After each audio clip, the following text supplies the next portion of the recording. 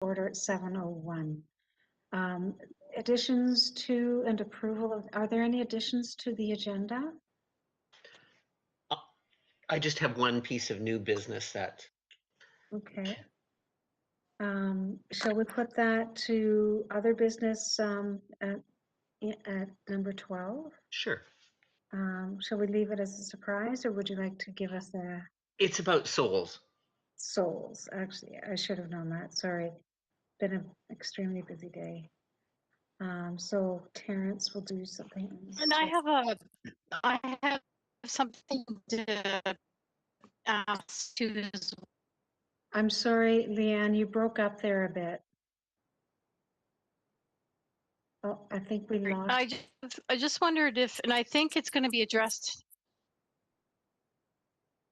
Hello, I'm here. Yeah. Can you hear me? Okay. Now I can, yeah. Okay, so I just have a question. Probably Rebecca is going to address it just with the upcoming budget around some of the repairs, which might be under capital. Let's address that under, what if we do that as 5.2? Because I didn't have budget on the agenda this evening. So if we do 5.2, we can address your budget questions there. Yeah, sure. Okay, repairs and, all right, that sounds good. Are there any other suggestions or recommendations for additions to the agenda from anyone? No? Then if there's someone that would like to approve the agenda for this evening? I'll approve. Leanne and Terrence will second it. Thank you for, if you just put up your hand, and then I'll try to pick whoever I see fastest. That would be great. Any declarations of pecuniary interest? No? Okay. Now we will go to the agenda item number 4, approval of minutes from previous meeting. Hopefully everyone had a chance to take a look at those. Any questions or comments? Can I have a mover to accept the minutes for the previous meeting? John. Seconder is Shirley. Sorry, sometimes Shirley, your hand is out of the frame, and then that's, I'm not, no, that's okay. I'm not, I just want you to know I'm not ignoring you. Oh. I wear, I'll be honest with you, I'm wearing transitional glasses, so sometimes it makes it a bit tricky for me to. Good luck with those. Oh, thank you. Still working on it.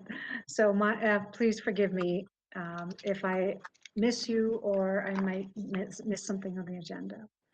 Correspondence for number 6. Can I ask a question? Certainly.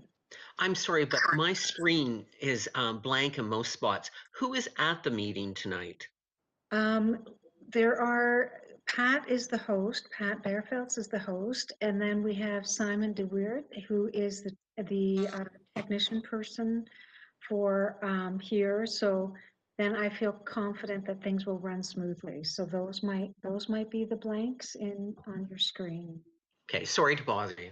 No, not at all. That's actually a very good question, especially these days. Sometimes you just don't know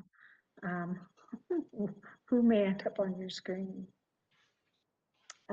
So for number 6, Rebecca, I believe you had your hand up in terms of correspondence. I was reminding you all in favor on the last agenda item. Oh, forgive me. Sorry, all in favor? And that's ironic because I was just talking to my niece where usually Rebecca highlights just to make the agenda to make sure that she assists me. I'll do that next time. Sorry.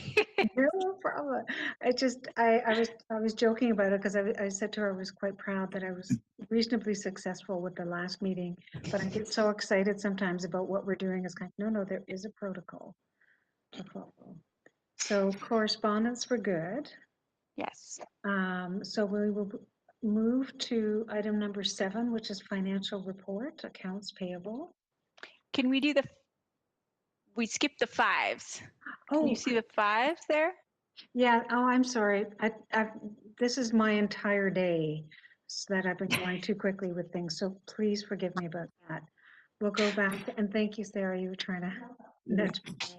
Number 5, business arising from the minutes. We'll move that to My 5. day is such that I thought I sent everyone the wrong agenda, so it's all good. I was like, wait, does everyone have the same one as me? So 5.1, I'm going to try and share my screen, Sarah, if that will work. Let me see here.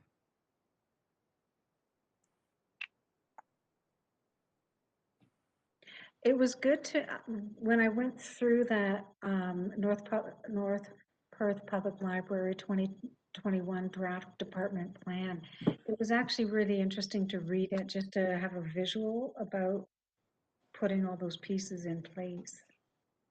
So this is something new to the department heads and to the municipality.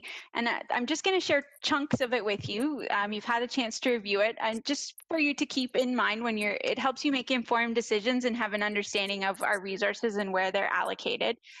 Just this introduction piece shows the different plans and how they fit together. So you can kind of read it top to bottom or bottom to top. At this point, we're preparing the budget, which will be prepared with our department plan in mind. And then the corporate implementation plan sits above our individual department plans.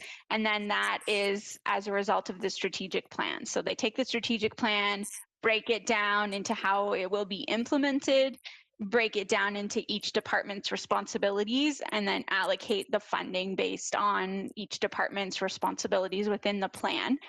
It's a little different for the library board because we're kind of involved in 2 plans. So the library's individual strategic plan and projects, and the municipality's strategic projects. And of course, it's a goal of the library to work with the municipality. So of course, we're going to be involved in those projects.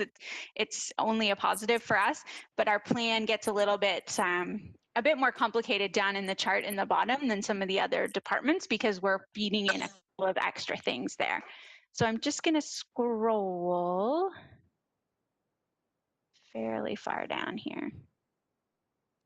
So it lists our services, and the library board is aware these are base services that we offer. And then of course those need time allocated to them by different library staff. And then these are the corporate priorities are ones that we are not leading any of the corporate priorities. Some departments will have leadership roles in those. We are a contributor to quite a few corporate priorities within the strategic plan.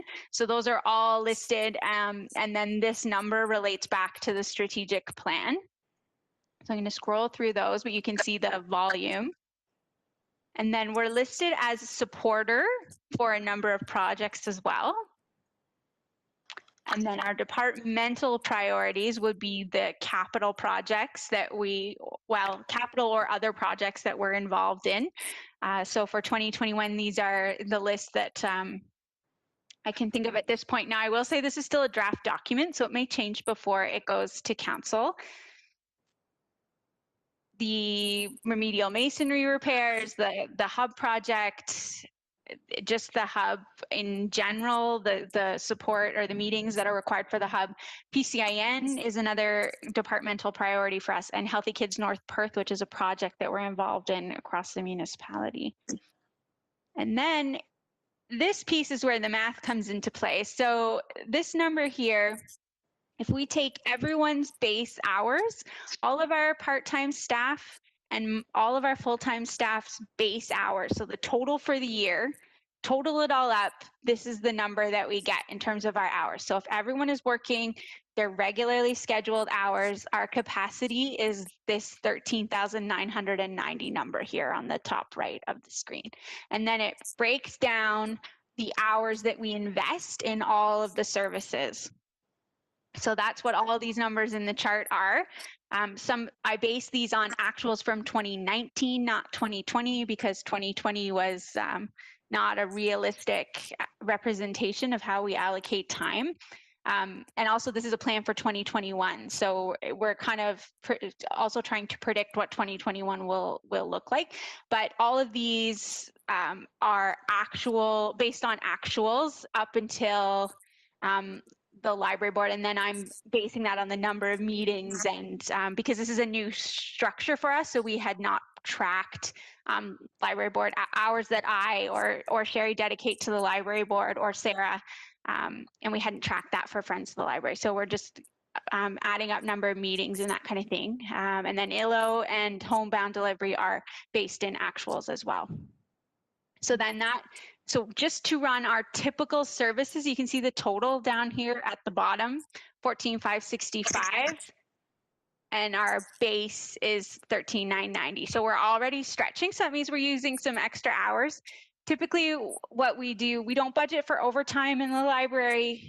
We have a pool of extra part-time hours that are available to infill when the full-timers take time off in exchange. So lieu time is the arrangement that we have. So it's still a finite number of hours that I have to do my work, but I do have the option of lieu time. So it's not overtime. So I have no record of overtime being paid out to any of our staff. So it's kind of hard to conceptualize, but that's how that boils down. And then when we add in, sorry, someone have a question? I do. Like, I'm looking at the digital services number. Because this is 2019, is that going to be increasing, do you think, for 2020? Or where will that be going? It's a little for 2021. There's a requirement in the job description of this. So I'm going to answer these questions carefully. We may have to kind of, without getting into specific recognizable people, right? Some of that stuff is not we discuss in camera. But so this particular job description has a certain amount of time that's supposed to be on the desk.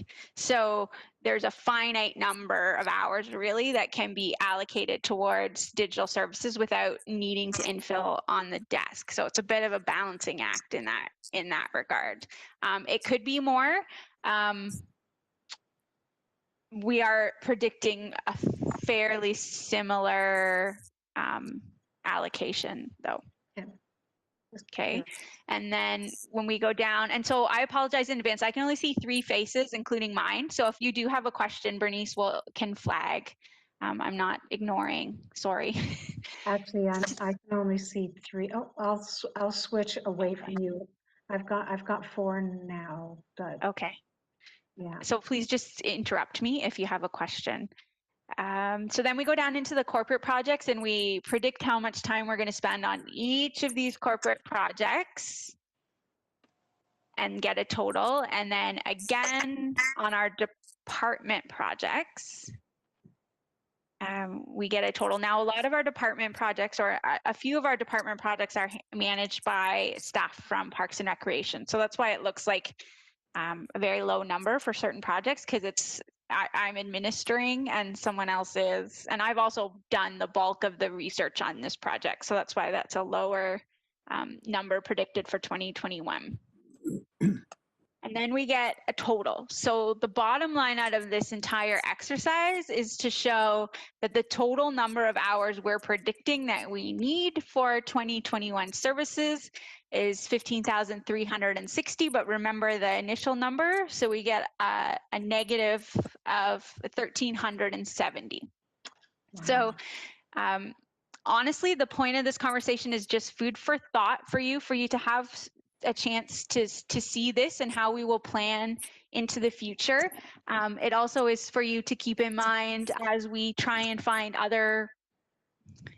as other things come up, that the staff are trying to interject that in with all of the other items on the list. So as we suggest other things mid-year, it's amongst all of these other projects that need to be done as well. I don't know if anyone had any questions. It's just for your information this evening. These are estimates, Rebecca, right? I mean, yeah. Educated estimates, but. Yes. Estimates. Yes. We had to be able to say, I'm basing it on this. Often I base it on the number of meetings that I predicted would be required to get certain things done, as well as the number of hours. if we, going forward, as this becomes a pattern, we can be more mindful of tracking how much time we spend on things. You know that PCIN is very careful about how they track the time that their staff spend on things. And so if this is something that we're going to be doing year over year for council and for the library board, we will need to be more intentional about tracking so we can get better at predicting over time. Have you been tracking since we've been in COVID, Rebecca? On projects, you mean, or On our service? Yeah. So library already set up within its payroll system has tracking capabilities for administration, Listowel, Atwood, and Moncton. So if you are required for service in the building to operate, so if you're the second or the backup or you're answering the phones, then your hours during that time get allocated to the facility. If you are doing background work like planning, programming, digital services, technical support, then those hours get attributed to administration. So that's how I could separate those out. So our public service hours are tracked during COVID because they're tracked so that I can budget properly year to year anyway. Yeah, just to add to that, I really think that the conditions that we're in right now are, I think, going to be staying with us to some degree. And I think it's going to require us to look at how we operate all kinds of facilities, including the library, in different ways. I'm not saying it's going to be less hours or more hours. It's just different, right? And trying to almost understand by tracking what we're doing now will help us understand how that will look in the future, as you were mentioning, right? Because I really think that the state of doing business is going to continue to look different for some time. And I will say into a year or two. Yeah, during COVID, the number of, even though we are offering fewer hours for public service, we are using our full complement of staff hours because it takes, and then some actually because of the cleaning. So yeah, if this continues, our service level number, our operating hour number might stay lower, but those service hour numbers that are in that initial chart for the library would stay the same because it's taking not quite double, but to cover curbside and internal at the same time takes extra bodies. And so it's been interesting. We've been allocating the same amount of hours, but having fewer hours available to the public because of what we need to do for COVID. Totally. That's exactly what I was thinking too. And just, it's good record to keep track of that, just to know, wow, how is this changing, right? Yeah. Mm-hmm. A few budget years back, we didn't allocate hours to the individual location budgets. And so that's a newer part of our library budgets that we can actually say this much staffing time is allocated to Atwood, Listowel, Moncton. It's, I would say, maybe 3 budget cycles that we've been doing it that way. So it does help us for sure show what is invested in each location and each service. Leanne, I have a question for you as a counselor. On a council level, have you been discussing what will be happening in municipal public spaces? Because the library is the library, but we're functioning within a municipal building. So what have you heard on council level? We haven't had any discussions of that nature at this time. Okay. Perhaps more of a staff level with Chris and the mayor, that may be happening at that level, not at the council table. However, I suspect those discussions could happen during budget because it's how we do business, right? And as we conduct business, allocating time to those operations will impact, right, our budget to some degree. So, yeah. All right, I was just wondering about that. Sorry, Rebecca. Oh, no, it's good to just answer the questions as they come up. So if there aren't any more questions, we can move on. I think we had 5.2, the questions about the budget. Oh, okay. So Leanne, you had asked regarding repairs. Yeah, so because I'm asking just because Rebecca knows we're moving into budget soon. In fact, we have meetings next week, and so I wouldn't mind a bit of an inside picture of just your, your thinking, Rebecca, and um, uh, kind of a bit of a status at the moment, because it's just good to have it kind of the inside picture before we hit a bigger table. That's all. And I Yeah, know it's not on the absolutely. agenda. If you don't mind, just, you don't have to have hard figures. Just kind of give me, some of your thoughts and how that's going so far. Yep. So this board has seen and approved the draft capital projects for 2021, which are only carry forward. So only proposing carry forward of the design work for the North Perth Library and Community Hub project. And we are actively working on that project now, but resolution of that project will happen in 2021. So we need to carry forward the funds for that. I believe that's $35,000 already allocated. It was already allocated in the 2020 budget. So we're working on that process. And then the other one that I'm carrying forward is the masonry repairs work for the Listowel Library. I'm hopeful that we will be able to get some of that looked after still before the end of this calendar year. I am not, it's based on capacity. Right now it's assigned to internal capacity for internal municipal staff to make those repairs. I'm going to have a frank discussion and decide if I maybe need to contract that out to get that done as soon as possible before winter kind of sets in. So that it's listed as a carry forward now. It will probably be a carry forward by the time presentations come around. I'm hopeful that we'll be able to do something because it was supposed to be done end of last year. So we need to get to those repairs. And then the things that are completed or in the process of being completed for 2020, the Atwood sewer hookup is going to happen in the next couple of weeks. So you will see a closure for Atwood for 2 days to get that connection done. So that project has been put in the hands of Public Works, and they have done a great job of arranging that so that I didn't have to learn how to speak about sewer hookups. So that will be looked after with my gratitude. And then painting, we've done some of it.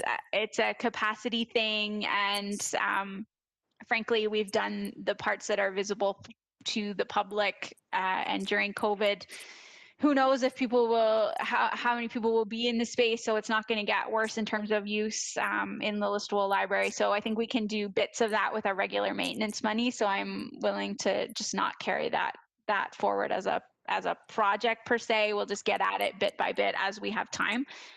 Internal capacity for maintenance, those resources are precious. And so I think we can allocate them to some of the other things that we want to work on. And then the Atwoods, the EMCC library partnership design funds are being carried forward, but that's assigned to the Parks and Rec budget for conversation. So that will be carried forward in Amy's budget. And then of course, Moncton Library being done, that wraps up that project. And so we're cleaning up capital projects instead of adding new ones to the schedule. And then in terms of operating, this board will see draft operating in December. So we are still in the process of working on that. For the board members who are used to budget process, this year it's been flipped. So we've done capital first and then operating, as opposed to previous years where we saw operating first and then we talked about projects. So this year we're doing it the opposite way. That way we'll have more actuals available to us when we talk about the operating budget, if that makes sense. So I'll have more bills paid and have a better reflection of what the operating budget should be for 2021. Did that help, Leanne? Yeah, I noticed in some of the notes in the package, just talking about the continued crumbling of the masonry, that kind of thing. And I know it's been a big discussion over the last 12 months, and having it back on the table, I know it's carry forward, but wanting to see the, the repair of that done sooner than later, because the more that it's in disrepair, the harder it is on our, on the, the actual infrastructure of the pergola and the masonry, all that, because it's an asset, right? It's a capital asset that our municipality owns, and just making sure that we're trying to maintain it. And I totally understand with COVID, it's been, really tough, really tough to and internal capacity, which you spoke of. I totally understand that too can be a bit of a challenge. So absolutely. And it's The other internal. question, Sorry. I was Go just going ahead. to say it's internal capacity to another department. So I don't Yes. allocate the resources from that department. So I will bring that up again with the urgency point, and we'll see if we can get that resolved as soon as possible. Yeah, you also mentioned the continued discussions with the United Way, I'm assuming, and around that hub. And you said there's $35,000 for that discovery work, I guess, to some degree. And so what you're saying is that's continuing. The discussions are continuing. Is that yes? Yes. Okay. So that project was approved in the 2020 budget. We are working on, we got Moncton all handled and packaged up. And then also United Way had to weather COVID with their staffing and things as well. So their staff associated with the project is back to work. And so we got on that, talking about, there's sort of two streams. There's a stream talking about trying to figure out how to fund it. And then there's a stream where we had to verify. We have done that process where we had a meeting with the potential tenants to say, are you still in? And everybody still, we will formalize that, but everyone verbally was still in. So we have gotten quote for redesign. And so the redesign will involve discussions with all of those stakeholders, lessons learned from COVID, such that if COVID reductions were to happen within the hub space, that they would be able to operate, as opposed to have, like, it would be set up to operate appropriately with restrictions. And then design to take all of that into consideration, create a package for presentation, for fundraising for that. So the plan is that some of those questions that need to be answered will come to council in the near future. And then we'll be able to take all of that input and right at the beginning of 2021, get into the hard work of the design, the nitty gritty of trying to refine the design some more. Right. And you were, you mentioned the fact that, there could be different conditions now of having those kinds of hubs and people in the library, like going through the library. Do you think that will impact the design a lot, or what are the thoughts around that?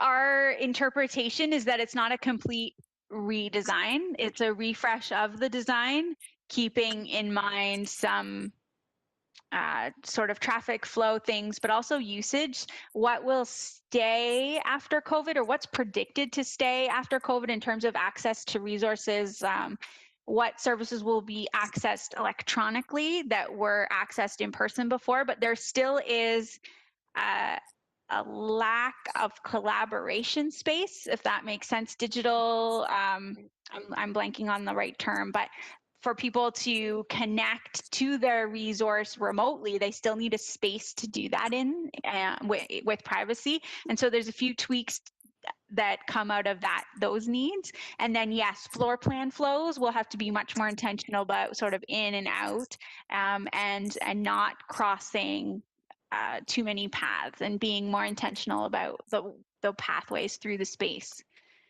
The design will be more clear than my hand signals, for sure. I'm assuming, actually, Rebecca, in terms of that being social service. Okay, good. That's a good update. Thank you so much. And I appreciate that update, because just helps kind of think about, moving forward with the budget and soon. So thank you. So thanks, Leanne. Those were good questions. You did cut out a bit, but I think we've got the the gist of what you were saying. John, I see that you were interested in saying something. Yeah, I did have a question. And related to the budget and relating to the crumbling foundation at the library. I'm just kind of curious, and maybe I'll look to you, Leanne, because you have maybe an insight onto this. If there was considering it's municipal property, I'm just wondering why the municipal public works, whatever department, wouldn't deal with that as they become aware of it. If there was a crumbling situation at the arena, would there be a significant delay in dealing with that, similar to what we're dealing with, or and just as an example only? I'm not picking on the arena, but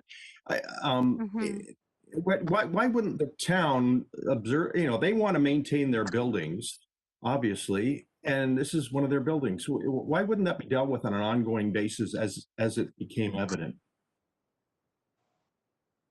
Actually, I would love to answer that question if that's okay. John, I have grave concerns about your question exactly.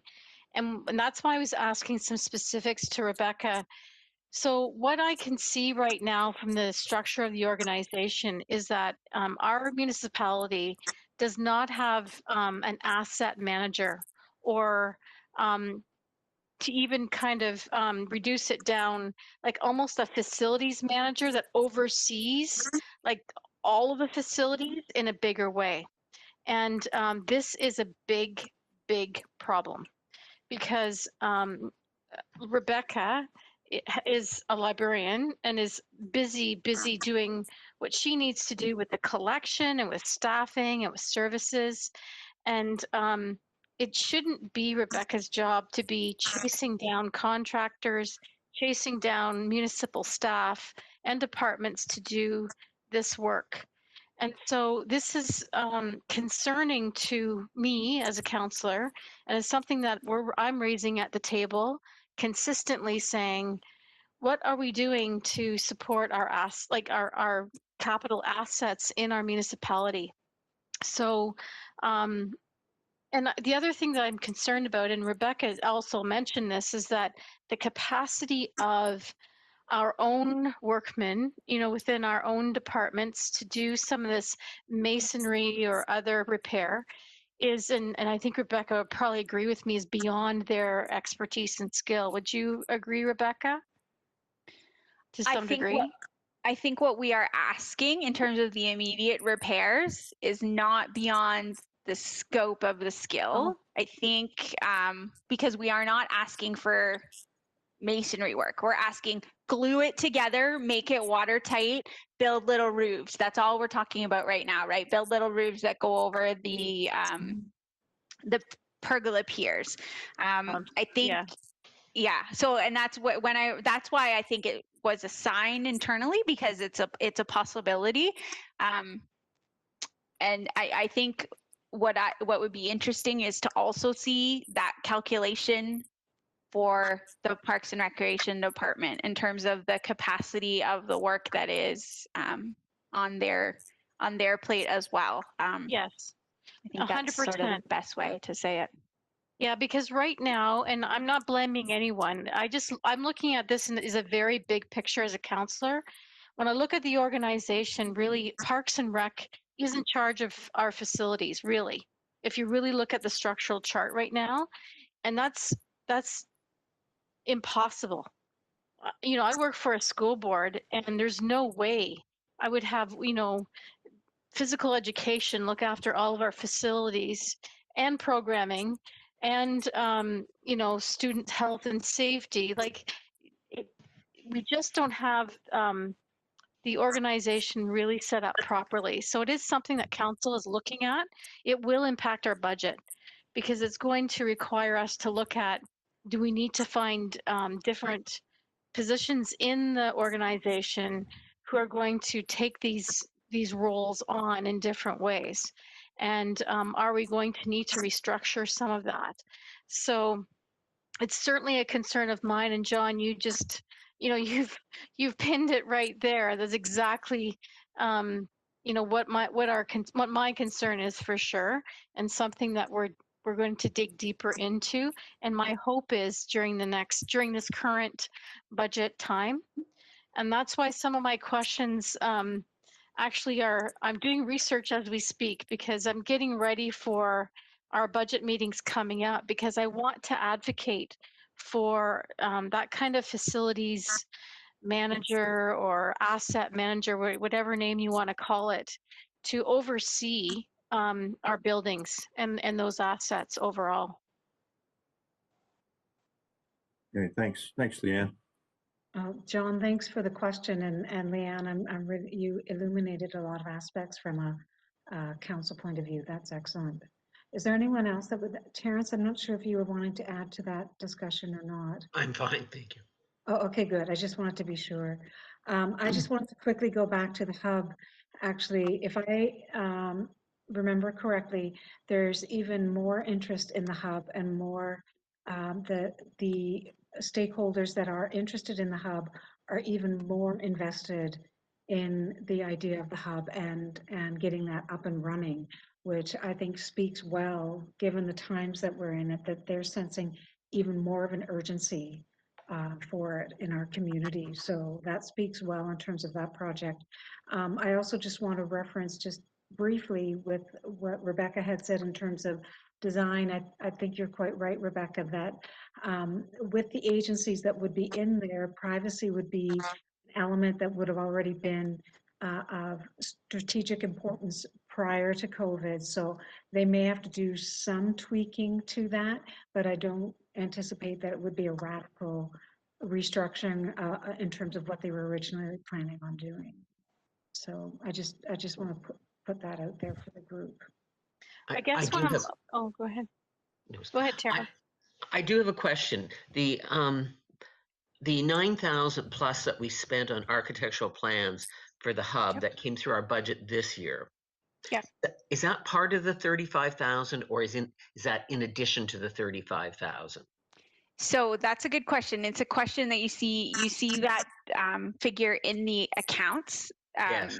for this period. So if you go back in the history of our relationship with Plus VG, which is the architectural firm that has been helping us with the Listowel Library, they were initially hired in a competitive open bid process to do the renovations for the Listowel Library.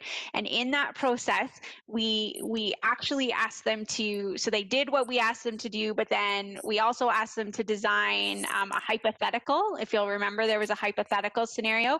They designed that hypothetical basically for free for us, just because they did it. And then when it came time to apply for the ICIP grant, we turned to them and we asked them if they would help us with the ICIP grant application for the community hub.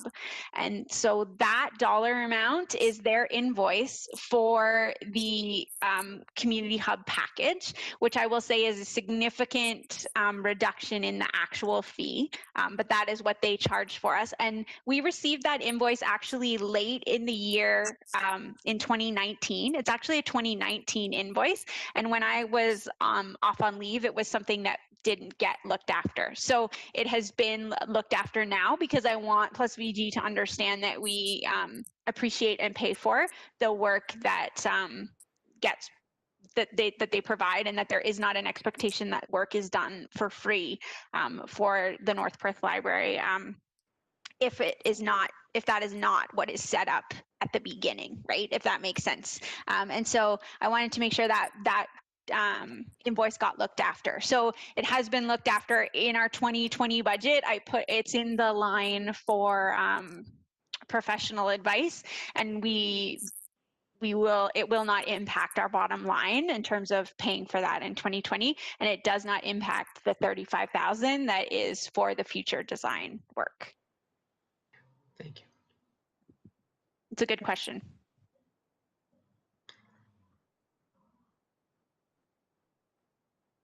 Are there any other comments or questions to that part? Or no? Belated welcome, Becky. Nice to see you. Sorry, daughter had an eye appointment. I believe I had already jumped to item number 6 with correspondence. I don't know if there is any. Good. No, we're good. Okay. Next, number 7 would be the financial report. I suggest that we bundle them together. Is there any comments and or questions about the budget?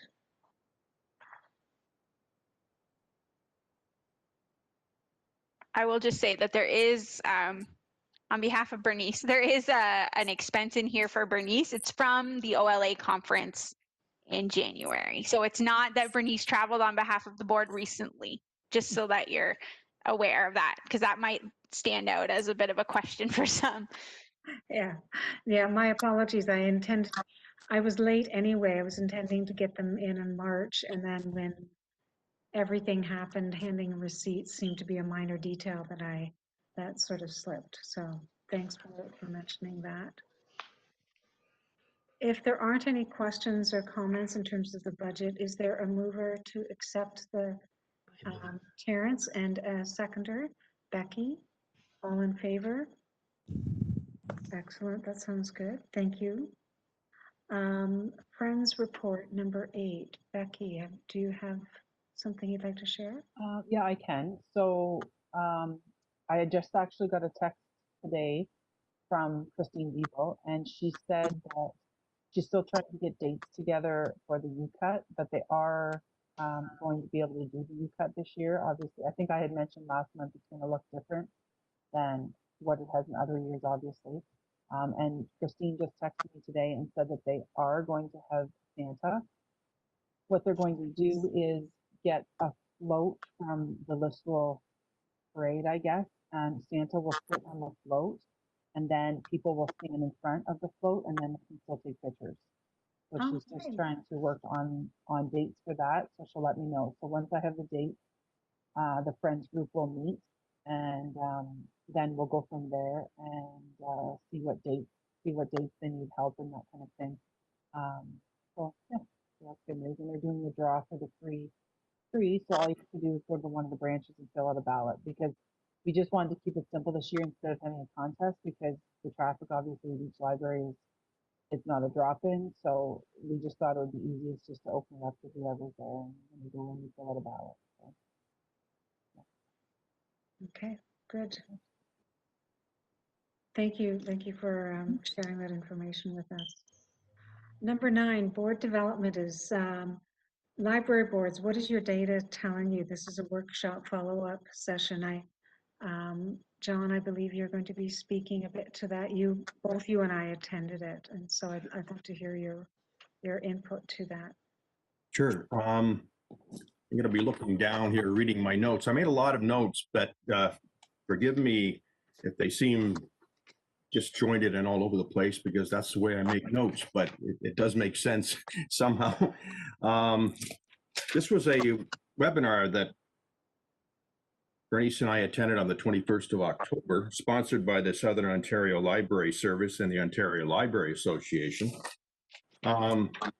There were a number of participants. There were 3, I believe there were 3 specific libraries who were on the webinar and were there to present their use of data to make a case for their particular agenda item.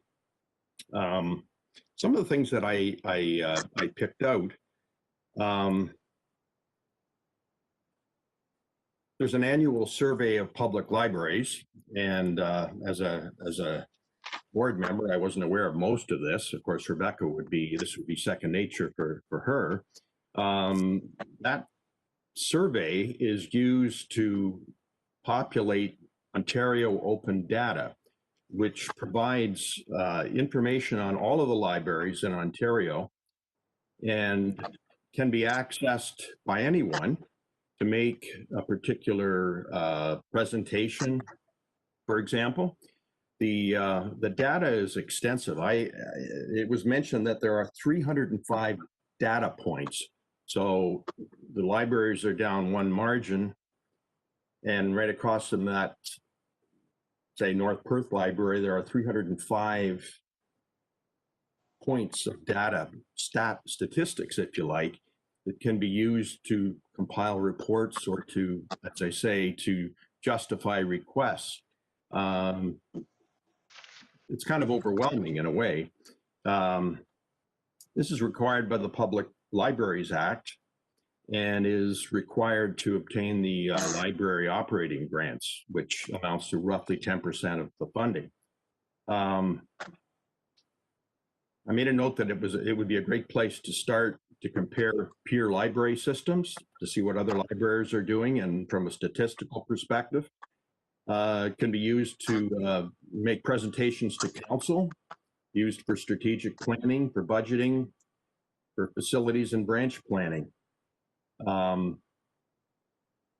It was suggested that any compilation of statistics be strategic, and due to limited staff, putting those statistics together, or at least pulling them out, does take time. So that should always be respected.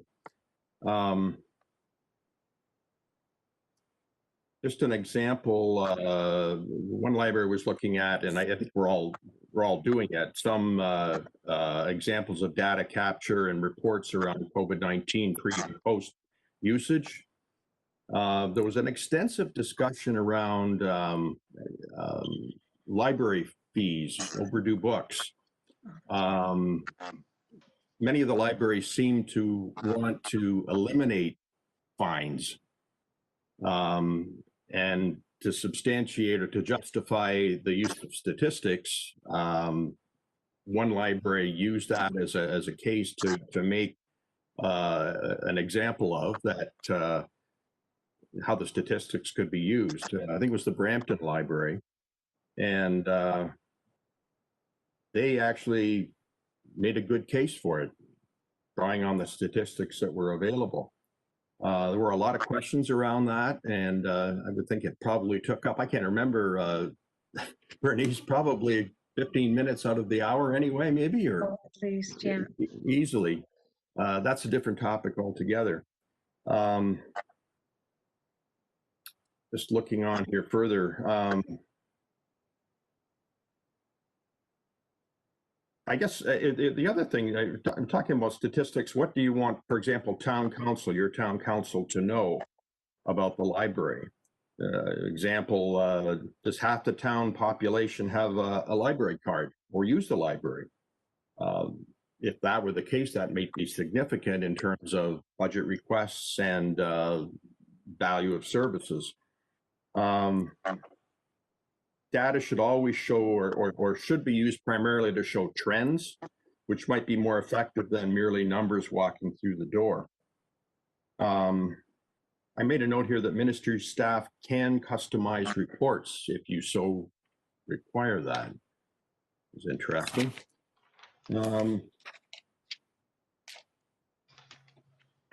Just looking here.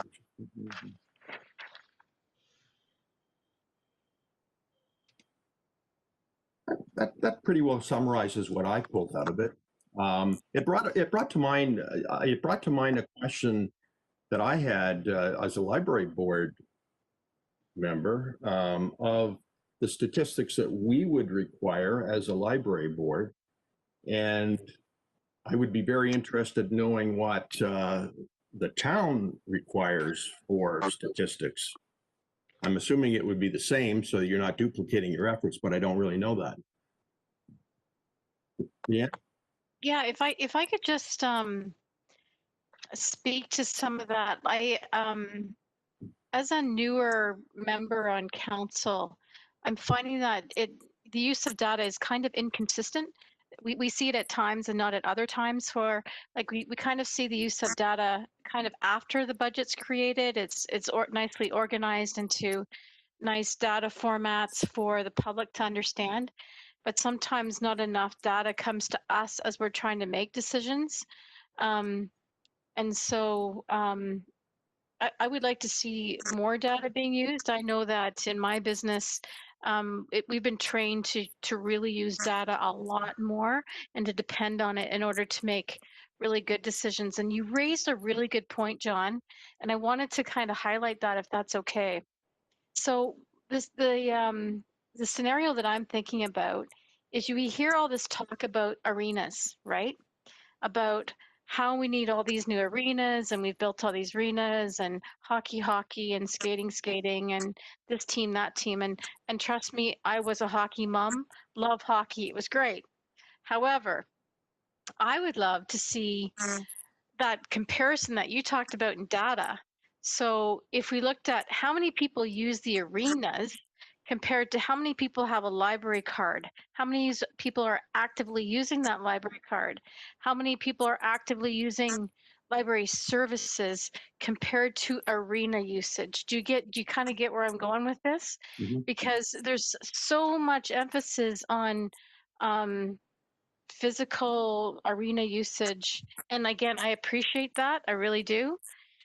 But sometimes I feel perhaps library gets the shaft. And really, if we really looked at data in a harder way, we might be able to use the statistics in our favor to say, you know what, if we're really, as a municipality, trying to meet the needs of all of our constituents, right? Our hockey moms, our hockey kids, our, the arena types, but what about the library? And perhaps the stats might show that we're getting more service usage out of the library versus an arena. I don't know if that's true. I have no idea. Rebecca might know more than I do, but that data, it would be absolutely critical to really look at, where our money's going and how that's being spread to our constituents, right? Yeah. And I think we need to do that much more. And I think the data is there. Like Rebecca carries, you keep great records of what's happening in terms of, the library usage and the loans and, I'm sure you have good records on who has cards and how active those cards are, all that stuff. And if we could weigh that against, some of these other bigger projects around, I hate to pick on arenas, but arenas, that might help us get further with, whether it's budget or further with service or staffing, right? We talked about needing more staff. And we can hum and haw about that, but if we had that, really using data in a deeper way to convince council, right? Using it at the council table to try and move this agenda forward, just a thought. But thanks for raising that, John. That's really, really something I'm going to tuck back in my mind and perhaps, suggest to our mayor that having more data-driven decisions would be helpful. Thanks. Right. Is there any other observation? Oh, sorry, go ahead, John. Yeah, well, the other thing too was that they talked about the importance, and I think this is true with any statistic, that hard data, quantitative data is important, but it should be coupled with qualitative as yeah. well, in terms of the point you're trying to make. There's that element to it that you should not overlook. Yeah, I agree with that. Any other observations on that one? I was going to ask at this point if there's anything that the board doesn't see. Oh, first of all, I wanted to give credit for the statistics to our coordinator of public services, Sherry Bearfelt, who compiles and collects all of that. The credit for preparing those for you goes to her and not to me. So I just want to make sure that you're aware of that.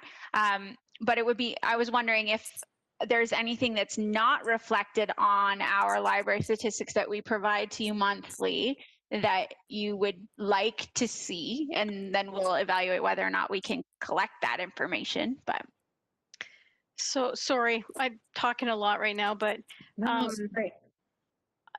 just what John said is, I think we need to have more qualitative data around the voice. So actually, if anything, I see an improvement around council around that. Not council, but I mean the municipality in collecting survey data. So, we had surveys about chickens. You probably noticed that. That was a big topic, in the last month, and it's resolved now. But we did collect data from a qualitative standpoint through surveys. And it seems to weigh heavy, I'll be honest. That qualitative data is well taken at our tables, as well as hearing from the experts. So, when we heard from the experts around the chickens, we got some really good quantitative data around that for sure from a research perspective. But I'm wondering from libraries, is there a way to do some more surveys or informal information gathering around, qualitative data and, how do people feel? And I would love to know, how do people feel about the library closure right now? And are there some other things that we can do to serve their needs in different ways? And hearing those voices might help us, right? Because we have curbside pickup and that kind of thing, but is there other things we need to know about that might be helpful? And only hearing it from a survey from that voice is the way we're going to find that out. The So trick anything- with the qualitative data, it's been interesting for me because the qualitative data and the telling stories has been a huge trend in library land for a lot of years. And historically in North Perth, that has not resonated with the decision makers. The decision makers have wanted to hear the number of bodies through the door, the number of active card holders. And so I actually had one budget presentation where I didn't use any quantitative data. I used only qualitative. I was going to be trendy and I was going to hit the nail. And I had great stories because we had just done some like what brought you into the library questions, and it did not land at all. They were like, well, where's the statistics? But that was another council. So it's interesting to hear you say that now.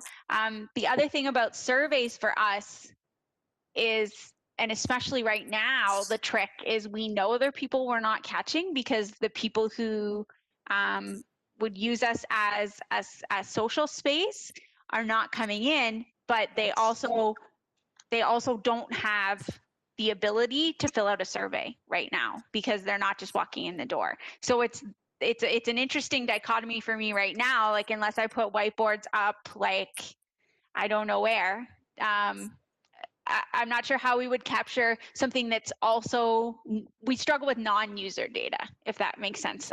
We struggle collecting user data when we ask for those things historically, but it is something that we can think about more and work towards more now, knowing that there's at least one member of council who has verbalized that they're interested in that kind of data, and to kind of collect the stories, because that's what I like and that's what keeps us ticking.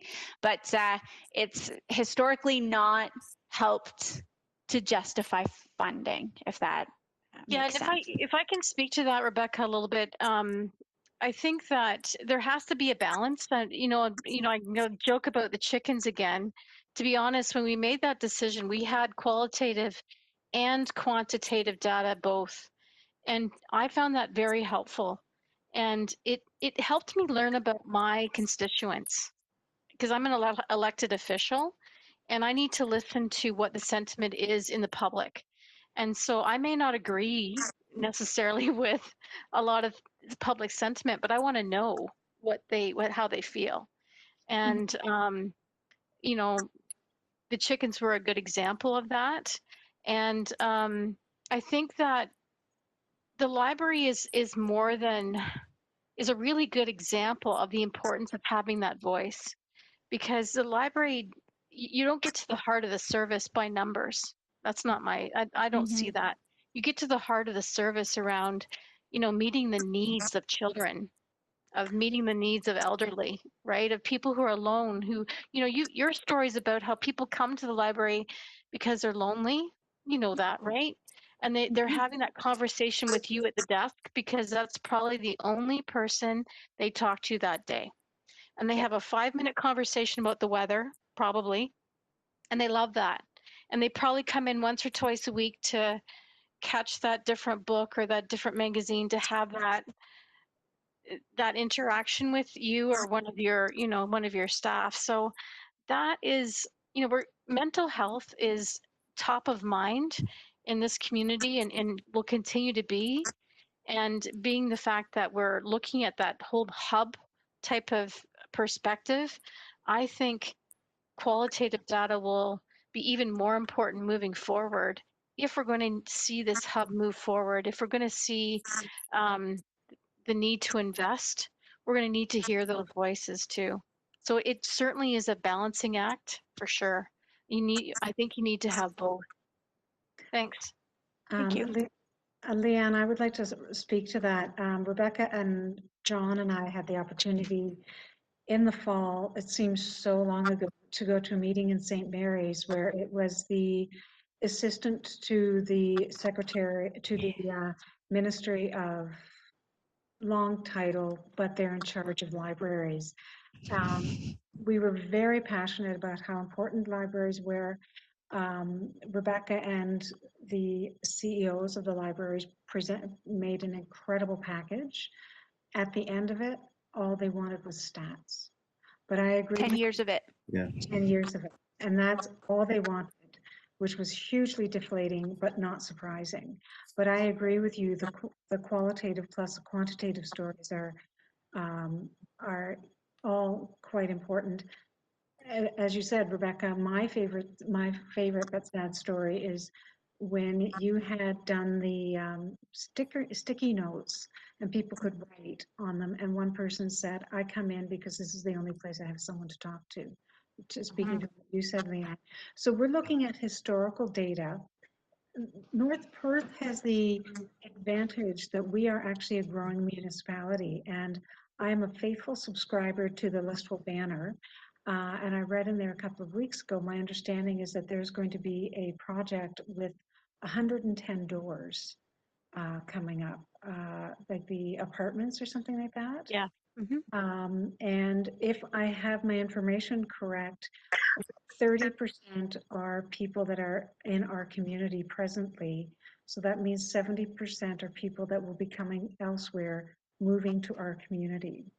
Is there a way of looking at our historical data, but ascribing it to what a potential future model is in terms of the growth of North Perth? I guess what my worry was years ago when we had the discussion about whether, I'll be honest with you, whether there should be a library in Atwood or not, my thought was we needed a library presence in Atwood, because once you take something away, very rarely does it go back. And I feel that, let's say, a community like Atwood will grow, and given how population growth has changed and we are a growing municipality, how can we look at data and have it forecast to ensure that we have appropriate resources and appropriate library services for the future that we see that's coming at this point. These are all things, sorry. Yeah, Chris Snell has some really great data that he spoke about last night at our meeting, Bernice, around the growth rates of our municipality compared to the other smaller municipalities in our county. And it's astounding, absolutely astounding what his forecast is for 2045. And I don't have the figures on the top of my head, and I can get them for you, but the growth rate is massive. We have a huge subdivision going into Atwood as we speak. And that's going to be, I mean, it's already, the excavation has begun. So, you know, our services like the library will be even more subscribed as we move forward, and the town of Atwood will need something like that as it grows, right? So, yeah. What's good about future planning in our municipality is that we are included in the development charges background study that does account for growth. So that it is kind of built in that as the municipality grows, the size and services offered by the library are taken into consideration. So that's relieving for us as administrators of the library to know. And we do receive funding in our annual budget for collections from development charges as well. So at least we have some of that. I did hear the same, some of the same statistics as well, Leanne, and I think it's something like the 2016, by 2045, it will be double what our population was in 2016. So that's, and thankfully we are included in those projections for our services in the future. It's just getting down to it and making it happen and being able to fund the pieces that aren't covered by development charges. I wouldn't mind find a source, or if you could tell me where I could find that information, or will that be in the minutes for the meeting? I don't know. He sent it to me like today. They sent it to council today. So I'm going to see if I can, it's hard for me to do it on the screen, but I'll see if I can pull it up. Okay, if you wouldn't mind passing that on, if you're able to. Yeah, even just to forward it, just in case it's not something. Did they share, it's stuff they shared publicly last night? Chris spoke to it vocally, but his figures were just verbal, and he gave it to us in writing today because it was off the cuff, right? And he gave us the actual numbers today. And is that public, or I wasn't sure what format. So John, Just one last thing on that, maybe. Rebecca, I'm gonna ask you about this, get your opinion. What would you think about the municipality creating a new position that would be funded by the municipality, but located in the library, that would be called Municipal Statistician and Grant Writer?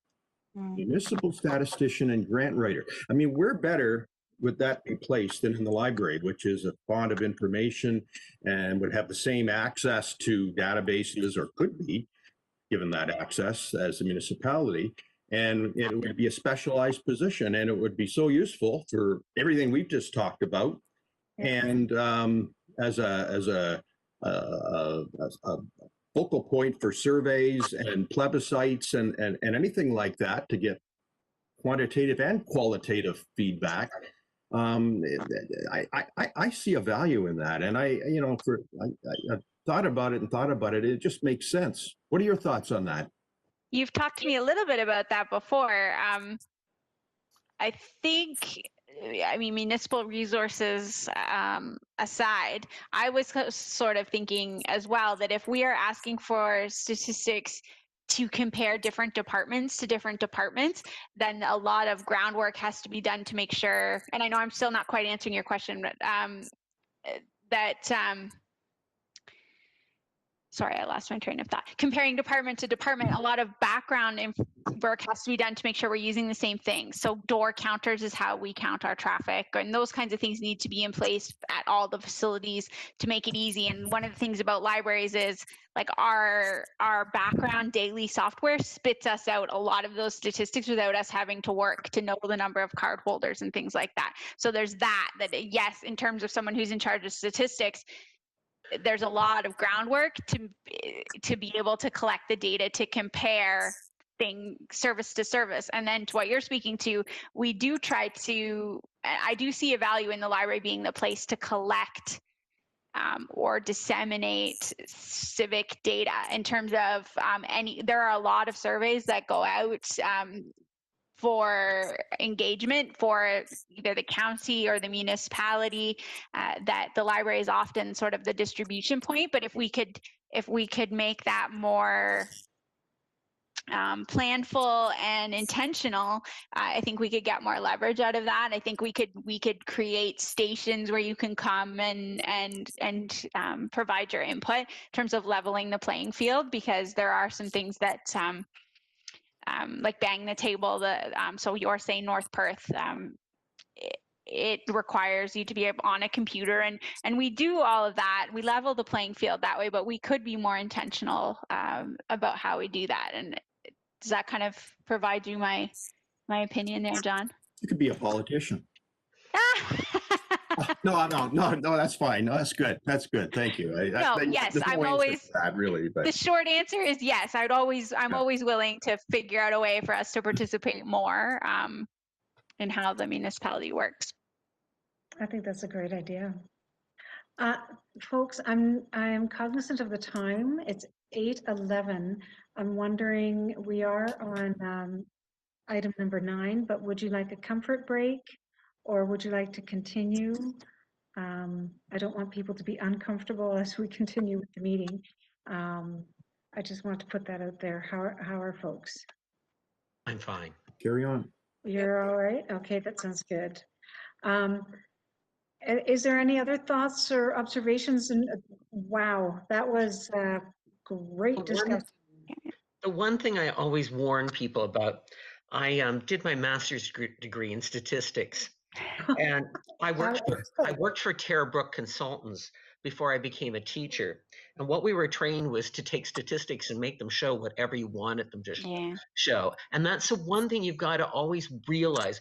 Data can be manipulated to show what you want it, and it's that quantifiable way of getting what you want. And I think when you talk about that rich emotional data that you get through the other source of data, I think that's the stickers on the wall, the phone conversation. If people are good about documenting that, that can be used in such a powerful way. I'm going to tell you, 10 years ago, I was really pissed. I bought a suit in Toronto at the Hudson Bay. I paid just over $1,000 for it.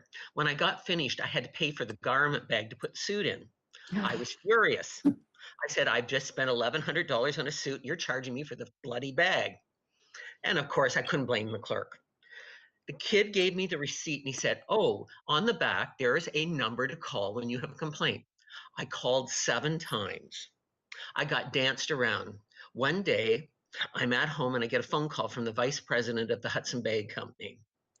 And he talks to me about this. And I said, how can you charge somebody after spending $1,000, $2 for a bloody garment bag? I said, you go to any good quality store, they won't do that. And it's funny because he had this conversation. His last name was Johnson. I got a letter, and I still have it here. They made a decision because many people made that simple phone call and expressed something that they didn't like or they did like. And after that point, they stopped charging for bags. I'm not saying it was me, but I'm just saying it takes people to speak. It takes people to give opinion as well as just be counted. Because I look at all the statistics and I know the systems that we have, and I look at the number of books that are taken out, or the number of people walking in, the number of card holders, the active card holders. And I think those are all great pieces of data, but they don't often tell the whole story. And that's what I always fear about using just one set of data to get what you want. And I agree with Andrea. I'd love to see the data when you talk about the arena and different facilities. I think we'd be surprised if we saw hard data on everything. But then there's a whole set of emotional data that goes with it all that is just as important. Mm-hmm. Very true. And I got pages and pages of notes from the meetings I've been at, and it's based off data as well. So. Now we know that we've got a statistician, however you pronounce it, on our board meeting. I was not aware of that, Terrence. You just outed yourself, so we're going to be taking advantage of you. It wasn't the most exciting career, I'll tell you that. But very informative, I'm sure. Thank you, folks. That was a fascinating discussion. I think at this point, we'll probably end it so that we can continue onwards. I think I'd like to say that it's something that we should continue ongoing because we have to be aware as a library board how to collect or assess what we can recommend that can be effective for our cause going forward with the library. And I think that workshop was excellent. And by the way, John, I believe it's still, like, you can, I think it was recorded, so you can go back and look at it. It was very well done. It was Brandon, I believe he does the Souls meetings as well, who did it. He is great at what he does. So if you get a chance, it's only 50 minutes or so, and it goes fast. I'm actually going to go review it as well. So thank you for that. Unless there's any other comments to that, I think we could talk about it all night, but maybe we'll move on to item number 10 if that's all right. Yeah, Bernice, just so you know, I put all the stats in the chat. Oh, excellent. If you open up the chat, that's from Chris, and the stats actually come out of like their reported stats online, and that gives you a sense of what the population could be by 2045. Okay, that sounds good. I'm actually just copying it to another Yeah. document for myself. All right, if we can go to item number 10, which is new business. Actually, I think I maybe should have put the item that I put on 12.3 could have been under new business, but we can just continue on to, is there any items for new business? I don't think we had anything. Trends for discussion, number 11? No? I think we have a lot of trends that came out of our data conversation. Number 12, other business. Rebecca, I'll give the floor to you. Sure, I'm going to share my screen here. If I can. There we go. Maybe. Oop, there we go. Can you all see my little PowerPoint screen here? So just an update for you in terms of the Moncton branch progress. The facility is open effective October 20th. We are taking appointments for tours and doing curbside pickup as well. Public computers are also available now. We have 3 public computers operating at the Moncton branch that are available for appointments as well. So I did do tours for all of the library staff, for any board member who was available, and I will continue to do those tours if anyone reaches out to me and wants to do a tour with me, or you can book an appointment and do your own tour with library staff. I did a tour for members of the former Moncton Branch Advisory Subcommittee. So those folks who sat around that table and knocked around ideas for, I think, literally years to get to this point. I did invite them and use it as an opportunity to thank them for their efforts.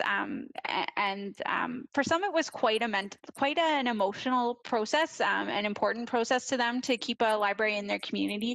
And so it was wonderful to be able to reconnect with those members and show them the end result and thank them for their role. I also gave a tour to the members of the Alma Logan Arena and Park Committee, who are responsible for the facility and the park there, and they had an opportunity to walk through the space as well. And then did give a tour for the Listowel banner and for Mayor Todd and Deputy Mayor Kellum as well, so that they could see the space before it was opened to the public. I did also provide radio interviews for the ranch and for the Blackburn radio stations as well. So quite a lot of exposure, positive exposure for the branch, and the facility is open its full 16 hours a week by appointment, so that people who want to come in lieu of a grand opening, which we can't quite have yet, they're welcome to come for a tour during operating hours. There are still a few deficiencies to be resolved, but they are minor, and we are working with the builder on those, and we do still have a few things to finish up. We need to get some more things hung, again, once we have the capacity for some facility staff to help us with that. And I'm working on signage for the collection now that everything is in place where it's going to be. We need some good signage for the collection as well. So that's sort of where we're at. And then I just thought I'd share some photos with you of how, of sort of what it looks like. The image with all the moving bins, we did rent moving bins to move things. It was moved entirely with staff,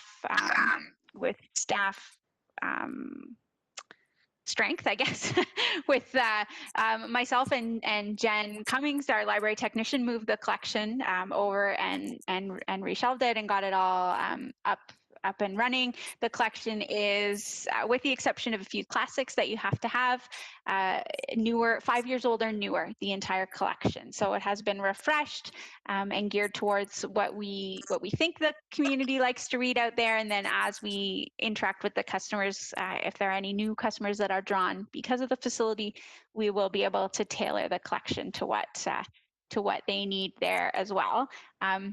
This is just what it looks like from the outside at night. It's one of my favorites. It was still while we were moving, so not everything is inside, but I just love how this space looks from the outside at night. Being able to see in and see the activity, I think will be a lovely thing to see for the community when they, and again, on the other side too, when you walk by on the east side, to be able to see as well. What is the name of the library? Oh, sorry. Sorry? What is the name of the library? Is it just Moncton Library, or It is the Moncton Library, yes. If the board wishes to change that name, we can discuss, but that is what this library is named. So this is an image of when you come in the hallway, you can see into the library. Again, this one was taken while we were moving, but you can see the vista that you see in from the hallway. And then inside, what happens when you come in the door and turn to your right and look at the library itself. It is 2,000 square feet of a library space, and it still feels nice and open and airy, which is great. It was designed for flexibility, completely designed to be able to move everything that is on the floor itself around as we need to. The shelves that are along the wall perimeters are fixed to the walls, but everything else could be rearranged as we wanted to. It does have electrical in the floor, so we could even move the service desk if we wanted to a different place in the space as the years go by. It was also designed for browsing because this is a popular collection. This is a neighborhood branch. This is where we might catch people wandering in during hockey or after early on programming. So we did design it for a lot of face-out display to attract people to the space or to the collection, just tempt them to borrow something while they're here. This is an image of the mural of historic Moncton. It's West Moncton from 1906. It is actually the intersection right close to the arena itself, the closest intersection to where the library is. So very close to the grounds that the library actually stands on. Just to show how deeply rooted the library actually is in the community, and that we're as proud to be there as they are to have us there. And then this is our service desk, custom designed for us, fully wheelchair accessible. If it will work, I have a little video walk around that you can see. Isn't that something? Oh, I love it. I love this desk. So live edge, spalted maple, with an epoxy edge on this side, so it's nice and smooth for the library staff to work against. It goes up and down to standing height. For COVID interactions, it's nice to be up at standing height, so the plexi can be in between your faces as opposed to someone standing above you while you work. And there is, here you can kind of see how it looks with the computer on it. There is a little bit of a tower underneath to manage all of our storage and things like that, and keep the wires all contained together. And again, fully wheelchair accessible, the appropriate width for legs and knee room and that kind of thing underneath it as well. Locally made, and the company who made it is quite proud of the product. And then this view shows the shelving that we got for the children's collection. It is true children's collection shelving. We don't even have the shelving in Listowel. It has the proper dividers to hold the materials up so kids can browse in between without the entire shelf kind of flipping sideways on them when they browse. This section just shows there is now a computer in this corner. Shows the vistas that you can see out of the children's section. And then this is the reverse when you're looking from the children's section out into the rest of the library. And then one more, just of some of the furniture. There are public computers on these desks now. The color scheme was picked to match with the early on, sorry, I'm losing my train of thought now. With the early on equipment, it's all in natural wood and natural, the trend is towards the natural in their early years and daycare materials. So it matches all of their materials, the green to come from the outside and surrounding. And then as much seating as we could fit to have people have spaces, hopefully post-COVID, to come in and hang out. So there is some soft seating, and there's a section for public computers. And then over here is where people can bring their own device. We call it the Wi-Fi bar, and they can pull up and plug in their devices at that space as well. So that's the brief photo tour of Moncton. If anybody had any questions, I'm happy to answer. Looks beautiful. Yeah. I love the colors. Great colors. Yeah. It's just, Okay. it's like a spa moment when you walk in. Was that a putting green in the children's section there, Rebecca? Just caught a bit of that there. It may No. as well be, actually. It's a rug that looks like AstroTurf, basically. It's grass. It's and these are log beanbag stools for the kids to sit on. Again, just a nod to the outside and the natural space that we're in. I am so looking forward to when we get to the point of hockey games and the public being able to use the space. I will drive to Moncton and just sit there and watch people. I think I might too. Well, will they allow us to have a coffee or a tea in the corner? You and I could sit there. Oh, and absolutely. Yes. Yeah. We'll sit and watch people enjoy it, because it's been a journey. Thank you, Rebecca. You have been such a great champion of this project and nurtured this along, and to see it come to fruition is remarkable. I can't thank you enough for what you've done with this. So Thank you very much. Any other questions or comments for Rebecca while we about Moncton, or shall Will there we be a grand opening, Rebecca? I think there will be once. I think it'll actually be a requirement of the grant for the daycare that there will be an opening with dignitaries present.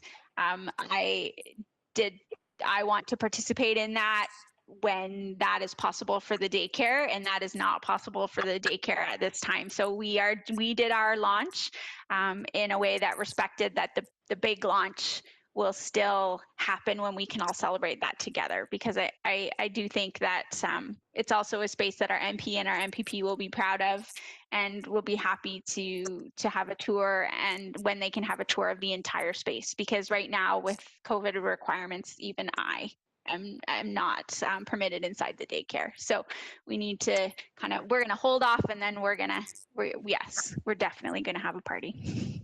Excellent. So we'll move to item 12.2 at Winstanley Street. So I included a report in your package just to explain in advance the purpose of the discussion this evening. The library, it is important to recognize and take a minute just to acknowledge the importance that existing space had to the community, and it is with respect that I am submitting this report. That space has provided a lot of memories for the community, a lot of memories for our staff, and has a lot of positive energy to it. We are grateful for the space and the use of the space. We've been using it since 1990. So lots of connections. If we're a place to connect people, there were a lot of connections made within those walls. And we look forward to being able to make more connections in our space now that is accessible to every member of the community, whereas the previous one was not wheelchair accessible. So we will look forward to making memories with everyone at the new space. So, but because we are operational in the new space now, it means that we don't have a practical use for the existing space at 216 Winstanley. It is owned by the municipality, is not owned by the library board.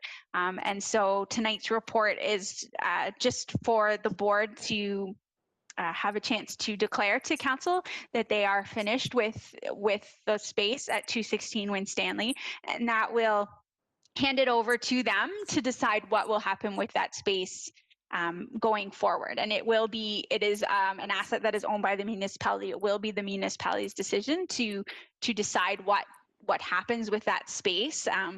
And so I am suggesting that we would say that we'll be done with that space effective January 1st. We do still have, when you move out of an old space into a new space, you don't take everything with you. We do still have some things that we need to clear out of there, and we will look after that by selling them using the appropriate method on GovDeals. And so I'm predicting that we'll have that all looked after by the end of this year. It's also a nice, clean budget transition from the library, it being the library's responsibility in 2020 to the municipality's responsibility in 2021, however they wish to deal with it. So the whole point of that is just to give you some background, and if the board feels that it's ready, there is a recommendation there at the bottom of the report that effective January 1st, 2021, the library board declares the building at 216 Winstanley Street in Moncton surplus to its needs and turns its care and use over to the municipality of North Perth to address as they see fit. So if you're, sorry, go ahead, Bernice. I'm sorry, so would you like us to make a motion to that effect? Yes, please, Okay. and then I'll pass that motion on to council. I'd make that motion. John, and a seconder? I'll second it. Becky? All in favor? All right, that sounds good. Thank you. Yes, that was a beautiful space. A bit of nostalgia hitting there when you're saying that. So thank you. Is there any other discussion comments to that point, please? Actually, Rebecca, I'm just wondering, now that you've got some great pictures, it would be awesome to put those on the Earth web. Get that with your pictures library, because right now it's still the old branch, so it'd be great to see the, maybe celebrating it online. Like that would be awesome. Yep. Is there someone in IT that does that for you? Yeah, awesome. That'd be Our great. digital services librarian can look after that. Yeah. Okay, fabulous. Good idea, Leanne. I like that. Okay, item 12.3, Soul's presentation by Terrence. I won't bore you with a lot of it. I've got 10 pages of notes. I've been to several meetings in the last few weeks. We had our final trustee meeting Saturday, and I'll go over a few quick things with you because of some of the issues you have brought up. And one thing was the issue of broadband. That has become kind of the hot issue topic for both the Souls and Northern Ontario group, as well as the Federation for Libraries, and they're really beginning to push the project. They're talking about shovel-ready projects and different things like that, and they're promoting that very strongly right now. A couple other things that were mentioned with Souls that I think you should be aware of. Right now, they're doing a lot of work in terms of developing a package for inclusion, diversity, equity, and accessibility that'll be available for library use as well. If you know Souls, they provide different professional resources, and that's one of the resources they're working on currently, and they said that would be available.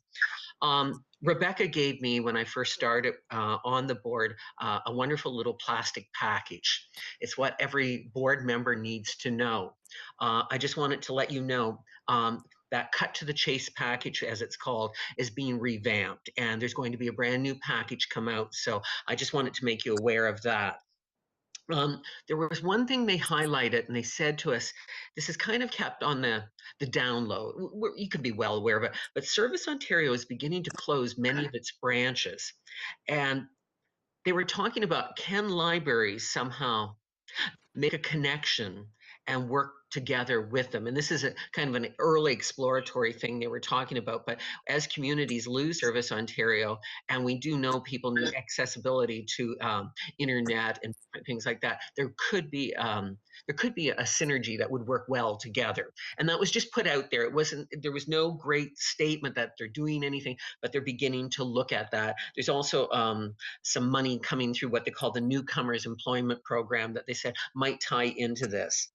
The one thing that they did talk about was libraries are all about community. As they said, we're building relationships. And they said they're really concerned right now as we structure our libraries with plexiglass and we make our libraries slightly unfriendly because we're putting barriers between our clients and our staff in libraries. And they said that's one thing, be aware of that, because we have been nurturers of relationships for years, and we don't want these walls to become barriers. And that was one thing they just talked about, that they actually act as physical barriers. And here was the other thing they said: it's not going to change in 2021. Libraries will be what they are now in the year 2021, and not to expect real change to 22, 23. Now, that was a few of the things that we've talked about. The one thing I wanted to tell you, though, that's important was Souls and the Northern Division are amalgamating. It becomes effective on April 1st. My role as the Souls trustee will end at that time, and you will have to re-nominate somebody to take on the new role. It will become the Ontario Library Services. The amalgamation is going forward. They've made the government requests. They've reissued the corporation papers, and they've set up a new structure of governance.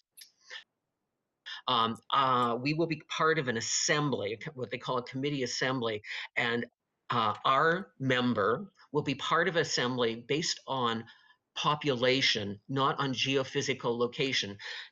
Under Souls, we've been kind of in a grouping based off our physical location within the province.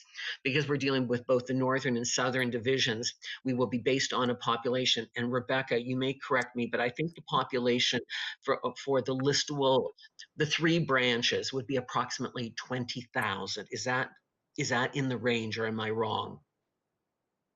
I think it just came up in the chat. Leanne shared the current population of North Perth is about 13,130. So it's what I like about what you're saying, and I won't detract from the rest of your conversation, but the population bands is how our statistics are compiled as well. And so it will be nice that the trustees will be together in sort of their comparator libraries to get, and I think our band is under 15,000, I believe is what our band is. Yeah. Then I thought we might be at the between 15 and 20. So we'll be in the 10 to 15. Whoever is selected from our board will go to the meeting. We will actually have a physical meeting, and we will nominate one person from that collection of population groupings to represent us as a member on the new board of Ontario Library Services. Oh. And the value of the Ontario Library Services is so important.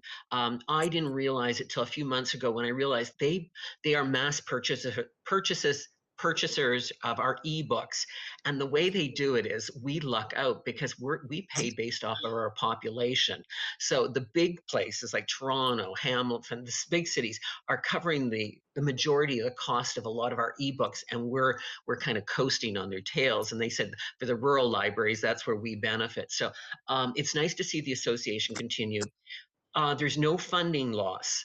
The province did not pull back any funding from either the Southern or the Northern associations. But as you remember, a year ago, they lost over $1 million in the Southern grouping. So they're doing this for a number of reasons. Financially, one, consolidating. There's been a duplication of many services within the library associations. When you think we had Souls, we had the Ontario Library Board Association, we have the Federation of Ontario Libraries. All these organizations are working, and many of them we're not talking constantly with each other. They say it's improved dramatically. There's no leader or no director for the federation right now, and they're just waiting to appoint one. And they said they're hoping that relationship will bloom under this. But the government has accepted the amalgamation, and the amalgamation goes forward. They're marching at a very fast pace, and on April 1st, it takes effect. My term as a trustee will end, and we'll have to renominate someone into the new role under the Ontario Library Services. So that's a quick update, guys. I have been in 3 meetings and so much information, and I wish I had a format that, and I wish we were together in a way that I could show you some of the stuff on that they have. That it is remarkable what they've done and what they have available. I was thinking, Andrea, one day they're right now they're talking about strategic planning. That's all. I went to one whole thing and we looked at different board strategic plans and how they're using them. And I thought, wouldn't this be marvelous that we could see what other people are doing and how can we best of it for ourselves. I looked at North Wellington's the other day. One page, it was a quick read, and they have all sorts of different strategies and ideas like that. And I think it's really a marvelous organization. And I'm just, after a year on it, I'm just discovering what they have available in the resources. And sadly, Barb is retiring. Barb is the CEO, and I sat on a workshop with her the other day, 3 of us in a workshop together. She led it, and she told us at that time, this is one of the reasons for the amalgamation is going to work so well. She's stepping aside. No employees will be lost. Everybody will be brought in. So it's all working out, and it's at the right moment. Sadly, COVID has pushed it a little bit, but it's for the benefit of everybody. So that's the update on Souls. So just so you're aware that we'll have to take a vote likely in March to reappoint a person in the role. And then there'll be an assembly meeting too. And I'm really impressed what they are able to accomplish. And I would certainly encourage anybody to look into doing the role. I've enjoyed doing it. But I'm just saying, if somebody else wishes it there's lots of meetings and lots of information. And I've even taken a couple courses that they were offering free along the way. So keep it in mind. Thank you. Wow, that's exciting. We have more time to talk about the things that you suggested and mentioned, Terrence. It's thrilling to hear what you're saying. And I just wish there was even that we could talk about it a bit longer, but I think you've brought up some really good points that we maybe should pursue or think about at a later date.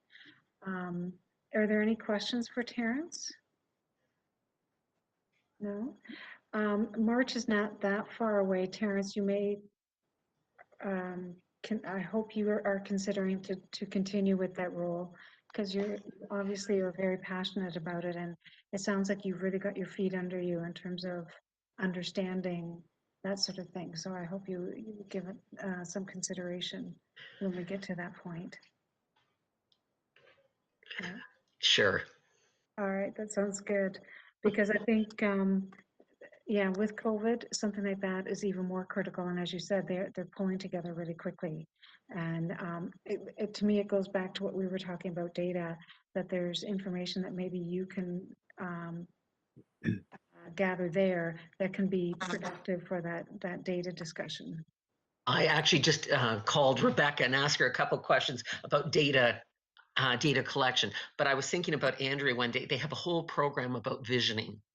And when we're looking for resources, we don't always have to buy or go outside and look to other people. Sometimes our own organizations we can tap into, and they have, I don't want to say free resources, but accessible resources on different areas that we can certainly use.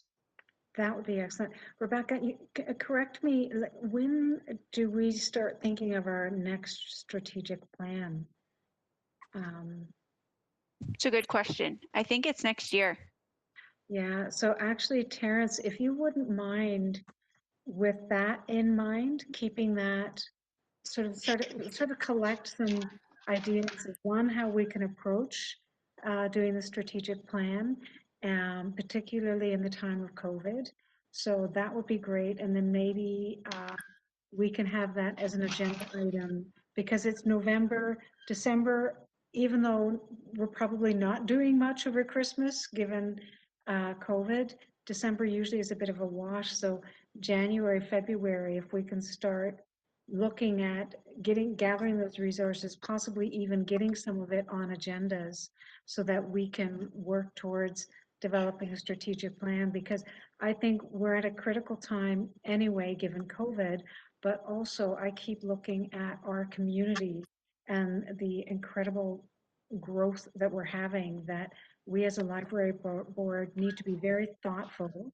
and strategic in terms of providing library services in North Perth. So if you wouldn't mind sort of Yeah, sure. gathering and exploiting as many of the resources that you have gained awareness of, that would be, I think, very, very productive for us as a board. Yeah, and you even just give me a call to say, hey, let's think about this, or Rebecca for that matter. Maybe Rebecca would actually be more appropriate. I think that would be excellent. Or Rebecca and I, whichever we can sort of, I don't know. I can send it to everybody. Yeah, send it to everybody. Why not? We're not a huge board. My apologies. Again, I'm noticing the time. It's 8:46. Oh, we need to do a mover and seconder in terms of accepting the report. Is that correct, Rebecca? The Winstanley Street report, did we look after that? I've Yeah. lost track of. Oh, We did it. We did. So I Yeah. think we're good. Yeah. excellent. Good. I just want to be sure. Now I'm paranoid about forgetting. No, me too. Sorry. Okay, so unless there's any other comments or questions, item number 13 is to adjourn with our next meeting planned Tuesday, December 8, 2020. Location and format to be determined. I will look in the crystal ball and assume that we will be, I'll be here, subject to weather, and you folks will be online for that. So if there isn't anything else, I would like, is there anyone that would care to move to have the meeting adjourned? I'll move it. Okay, Becky, and is Shirley gone or? Oh, I'm here. Oh, Shirley, we'll have Shirley second it because I keep forgetting to notice her. So, and sorry, you're not on my screen. So thanks, folks. Again, that was a very productive meeting, a lot of things. I think data, let that percolate. How can we collect quantitative and qualitative data that can be productive in terms of advocating what we're doing and reassessing what we're doing? And also, I really would like us to start thinking strategically in terms of what we as a board would like to do moving forward. So we've done the mover and the seconder, and all in favor for adjournment? Excellent. Thank you very much, folks. That was a great meeting. It was wonderful seeing all of you. Thanks, everybody. Thanks, everyone. Thanks. Okay, bye-bye.